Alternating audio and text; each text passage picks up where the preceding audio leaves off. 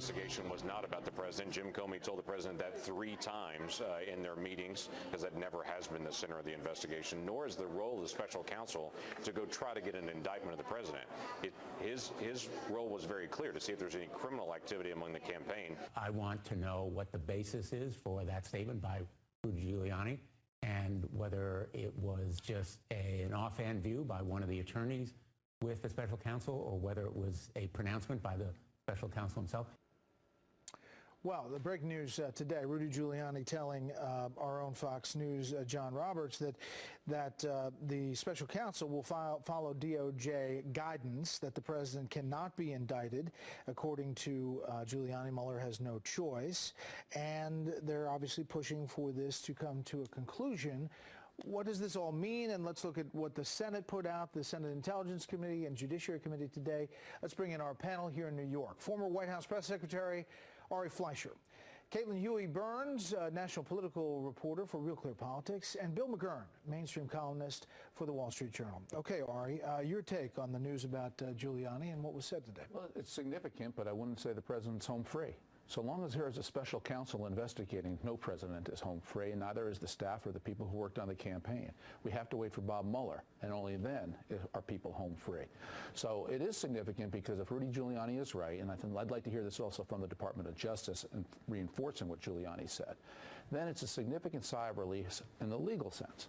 But as we all know from what Bill Clinton went through, this is a political exercise in addition to a legal exercise. The real jeopardy also becomes Congress and the American people. If the American people think crimes were committed, it will hurt Republicans in elections and hurt the president in a re-elect. So a lot more needs to be said, and having said all that, I still see no evidence of collusion. I don't think there's been collusion from the start, and particularly the most pernicious, which would have been any involvement from the Trump people in hacking Hillary or Podesta's emails and disseminating them, which is what this was all about. I mean, the other development was that the Bob Mueller team subpoenaed the social media director for Roger Stone today, and we also had the release of some Senate documents. Put it in perspective for us, Kayla. Right. Well, the Senate documents really confirmed what the intelligence community said, which is that Russia meddled in the election to help Donald Trump. And now that's different from the House assessment. The House assessment, of course, the president was cheering on, but we've seen how different those committees have operated. Senator Lankford tried to straighten that out about, the difference in the committees, saying that they were looking at a specific area. But go ahead. Sure. So I think the bigger point here, though, is that the Mueller investigation continues. The president it is hanging over his administration, certainly, and he has expressed frustrations with that. I am interested to see, though, how the public starts to react the longer that this goes on. You have seen in polling a slight dip in people's perceptions of the investigation. You've seen Republicans, by a large margin, really oppose that, and you've seen candidates running for office on the Republican ticket evoking the president's language that this is a witch hunt. So, the president reshuffled his legal team because he didn't think that he was getting the best advice, and he wanted to have a more combative nature with the special counsel. And so we'll see kind of how Giuliani handles this in this new space. Bill, your take? Yeah, I think it was a good day for 2 reasons. One is I think it's good that the committees release their findings, because I think at the root of our system is political accountability, not criminal liability, but political accountability. And what the American people need is to know what happened. And the longer we go on, the more questions we have about our intelligence community and so forth. And it seems the less evidence there is about Donald Trump. So that's one side. The other thing, I think, Mr. Giuliani's comments could think about what this says. The special prosecutor, who ostensibly works for the Justice Department, is going to follow Justice Department guidelines, and that's a news story. I find it incredible. I mean, I think the proper venue for most of this is Congress, and it's amazing to me that Congress has been stonewalled in its pursuit of many of the documents, and it's taken a backseat. We've kind of looked to criminalize political behavior when the first accountability should be to the American people through their elected representatives. There's a lot we don't know about the start of the investigation, and there's a lot that just does not add up with that. I mean, there's a lot of people looking at it, but Capitol Hill hasn't come to that conclusion either. No, and to quote Charles Krauthammer, this has been one of the greatest issues we've ever seen where it's all smoke and no fire. And this is what we keep chasing. And this is why I keep coming back to the core issue. Did anybody in the Trump campaign work with Russia to hack Hillary or Podesta's emails or work with WikiLeaks to disseminate them? The answer is no, and nobody yet in 2 years, almost 3 years, has come out with any evidence to support either of those. If the answer is no, what are we doing? Where is this going? We're indicting people for financial fraud and other things having nothing to do with the president? Fine, it has nothing to do with the president. Anything come from in your assessment of that transcript, the 2,500 pages from the Trump Tower, struck you that Donald Trump Jr. didn't know whether his dad knew or not? What Right. struck you? Well, the interest in this meeting, of course, is because of the question of collusion, right? Whether Trump associates were amenable or open, receptive to any help from Russian agents. And what we don't know is what Donald Trump Jr. knew or didn't know. I thought it was interesting how he said that he didn't really talk to his father about it, but he also said in various exchanges that he didn't know or couldn't recall. And so I think this provides a more detailed assessment of that meeting, but still I think there are a lot of questions. I think the broader question, of course, is when will this wrap up and what will come of it? You've had lots of indictments on Russian meddling, of course, that the administration has acted on, but on the issue of collusion, you do have a lot of people asking, when is this going to be answered? Final word on this, and I want to do a round on North Korea. Yeah, well, you know, my saying is special counsel's corrupt, independent counsel's corrupt, absolutely. There's a reason we're at this stage and we're finding no evidence and we're going on. So it'd be nice if we do get to a conclusion. I agree with Caitlin. I think also a lot of people are getting tired, but they're not getting tired because of the search. They're getting tired that they're not seeing, as Ari says, any hard evidence. We keep sort of spinning our wheels. The pages today are sort of interesting. They give a lot more detail and granularity, but we knew from Donald Trump Jr.'s email what he went to this meeting to see and so forth, so I'm not sure materially it adds. And what we don't know, what we really don't know, is why and when the FBI launched the investigation. We know what they say, but we're not yet clear on why they In the actually did. vacuum of all this, as Caitlin mentioned, the president's poll numbers are going up. Yeah. Right. Well, they haven't found any of the evidence on the main attack against him. So, you know, you would expect that. Plus, if the economy's getting better, why wouldn't it go up? Okay, North Korea. It looks like it's, you know, touch and go whether this summit's happening or not. Your thoughts? You've been around the block with the North Koreans. They don't really, you know, keep up with promises all the time. I've been a cynic all along on this détente with North Korea because I've lived through it before. I've seen North Korea lie, deceive, say that they'll stop enrichment of uranium only to start developing plutonium to pursue a nuclear weapon. They say we got rid of our nuclear weapons, but then they have 50 more. They got rid of 10, they kept 50. This is North Korea. So I think President Trump should proceed with a military drill with South Korea. Do not back down. You back down 1 inch to the North Koreans, they will roll all over you. Be tough, be firm, and I expect if the summit goes on, be tough, be firm there. But the real issue is going to be the months and the years after an agreement, if there is one that's reached. Because the history is North Korea, they'll deceive us. So the pageantry of an agreement is not as important as North Korea actually doing what they say. Does it happen? Well, it's interesting because the president, it's very clear he wants to make some kind of deal here, right? He has driven in large part by being able to do things his predecessors weren't able to do. He says that himself. He's also, you know, invited conversations about the Nobel Peace Prize. So I think I'm wondering kind of how that plays into how North Korea is thinking about this, whether they can exert leverage knowing that the president wants this so badly. Percentage, Singapore, June 12th. Yeah, well, I think there will. I think there will be a meeting. I'd say 90%. I think that they'll meet because it's always in the North Koreans' interest to meet. They make an agreement that they don't frequently abide by. Look, I think Ari's right. We have to keep our eye on the ball. All right, the ball here is not letting them to get the capacity to strike the United States with a nuclear missile. In a way, it's Donald Trump's red line. And we're to where we are because he's been tough, and I think he should be tough. And I'm glad that John Bolton's there, and I'm with John Bolton. If we're going to have a deal, I'd rather a Libya-type deal than an Iran-type deal. All right. Panel, thank you very much.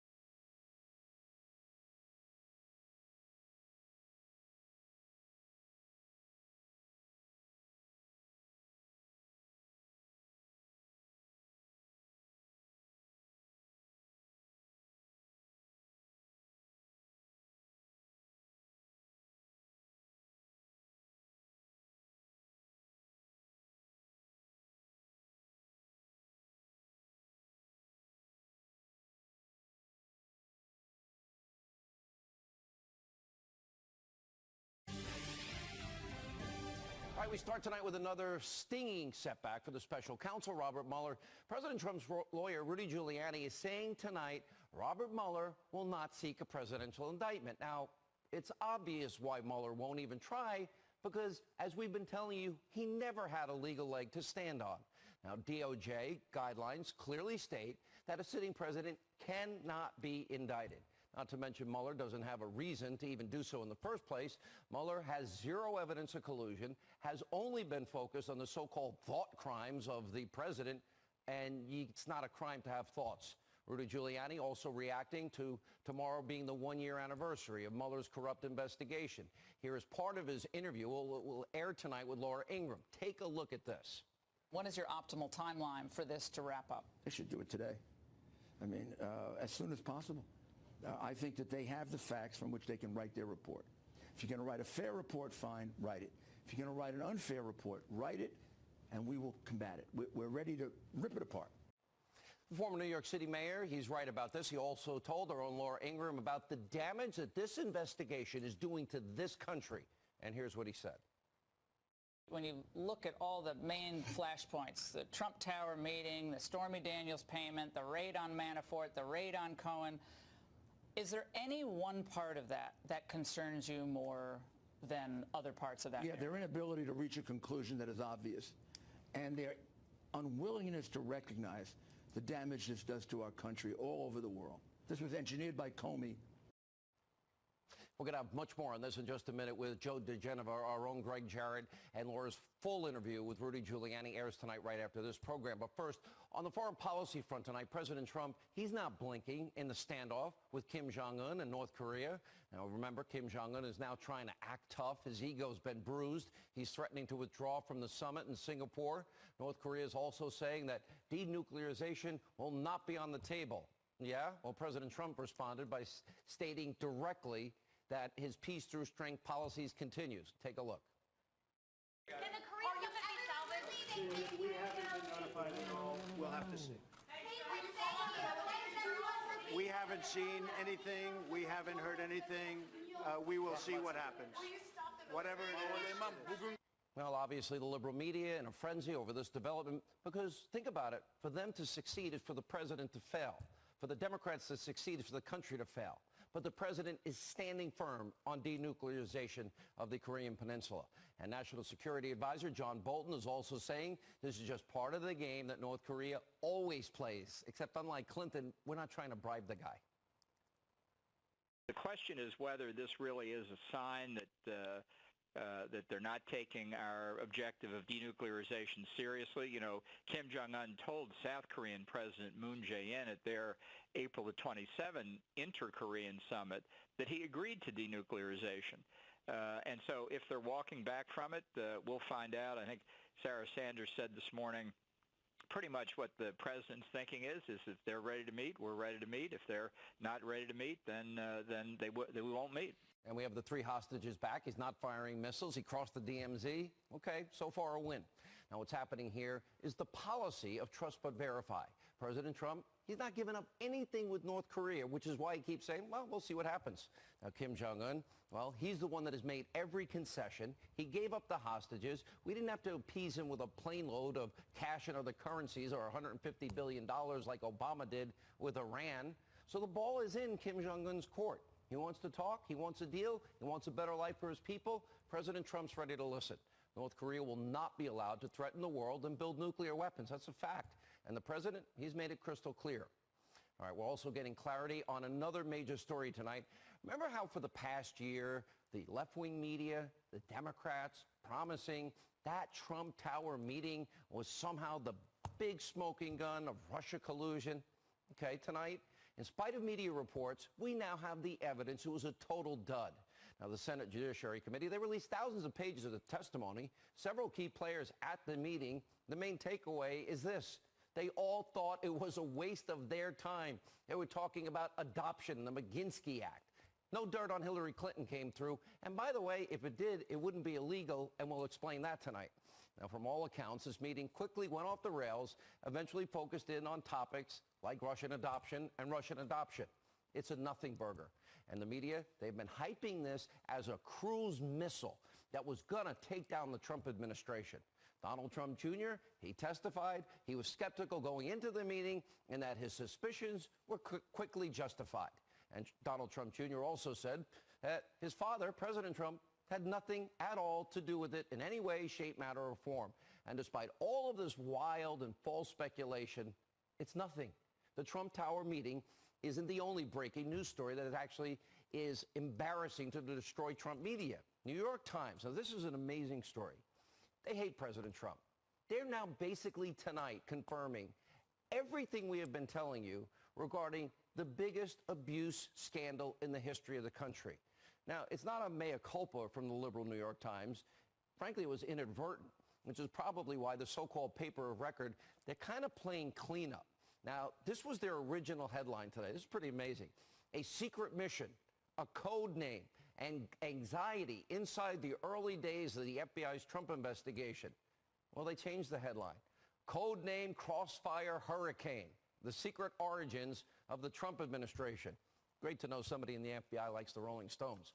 Okay, why would they change it? Let me explain what happened in this article. It's a long article.